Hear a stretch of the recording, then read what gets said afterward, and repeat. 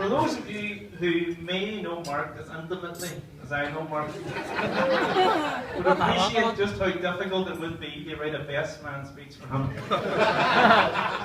Because let's face it, about 98.7% of any interactions that I have ever had with Mark have either been highly inappropriate,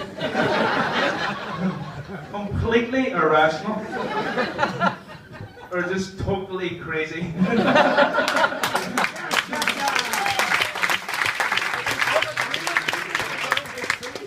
Lost my train of thought here now.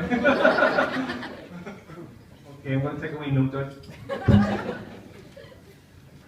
It was about a year ago now that Mark asked me to be best man for his and Claire's wedding. In the intervening times, I have been asking Mark many varied questions about the big day. For example, questions regarding the handling of the rings. Will there be a master of ceremonies? What order will the speeches be in? But for every question I asked, I was met with the same reply each time. And the reply was, just wing it.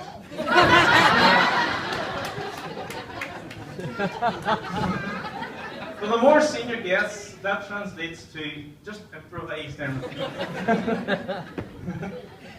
Aye, but Mark, what about this? Just wing it. Aye, but Mark, what do we do here? Aye, just wing it. Aye, but now, what if this happens? Just wing it, it'll be grand. Now, as you can imagine, I've been at pains for many months now regarding this speech. But just this morning, I woke up and I had a startling idea.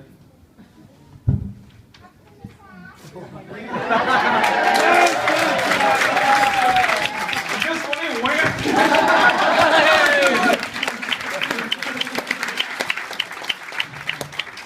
So, firstly, I'd like to bring you all back to the occasion of Mark's 40th birthday in November 2012 on our trip to Budapest.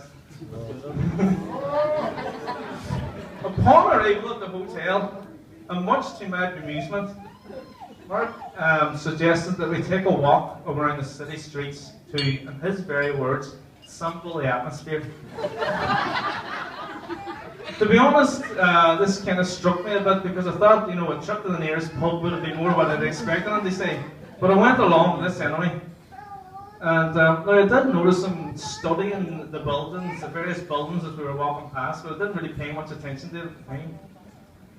3 hours and 15 minutes later, we arrived back at the hotel with our feet completely walked off us.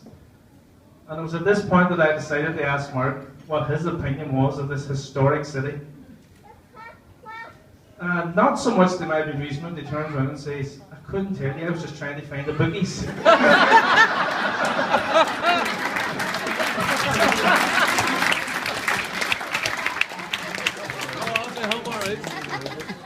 That's a true story. Oh, we know.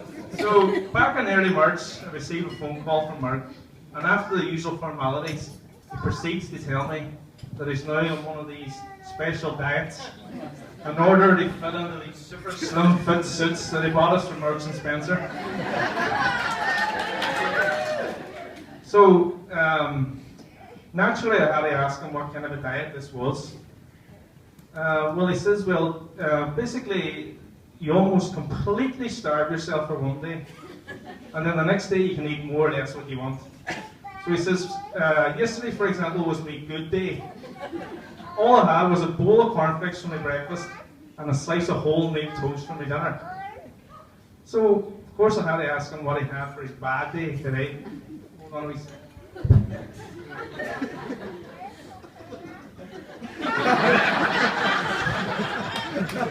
For breakfast, I had 3 sausages, 2 bits of white pudding, 2 fried eggs, beans, 4 rounds of white bread, and a cup of tea.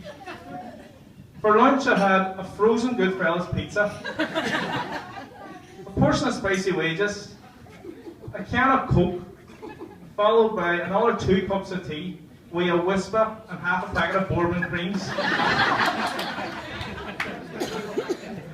Then for dinner, Claire brought me home a KFC with extra fries and a portion of chicken gravy. And now I'm on my 5th can of Carlsberg. But he says it's okay because I'm going to have an apple before bed. They balance everything out.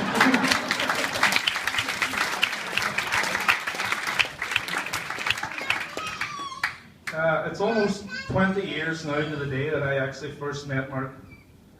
And in the early part of those years, a group of friends were formed. And to this day, we all stand shoulder to shoulder, having had the most incredible stag party in Spain. And when you're having strawberry daiquiris and tequila shots for breakfast, you know you're in the zone. But as the old saying goes, what happens in Torremolinos stays on Charlie's Instagram.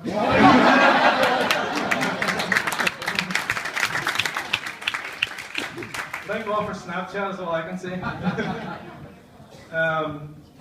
Trying to think now what else I want to say. But basically, what I'd like to say is that, you know, I just want to appreciate all these friends because it could have been anyone of you standing here where I'm standing right now. We've had such a brilliant time together.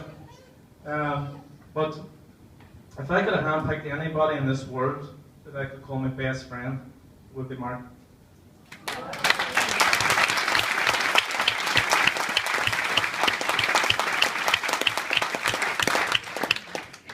Magnanimous, perceptive, and utterly compassionate. Those 3 words, in my opinion, are embedded in Mark's character. And those 3 words, I can also say without hesitation, are also characteristic of this beautiful young lady sitting beside him. What and